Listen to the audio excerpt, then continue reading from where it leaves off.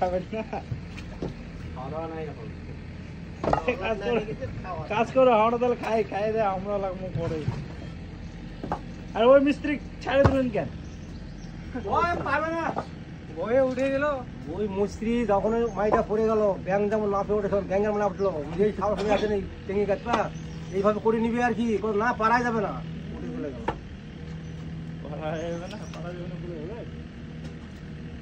চলে গেল তক্তা দিনে মাটি দিনে মাটি তুইও ঢুকে যাবো আর সাথে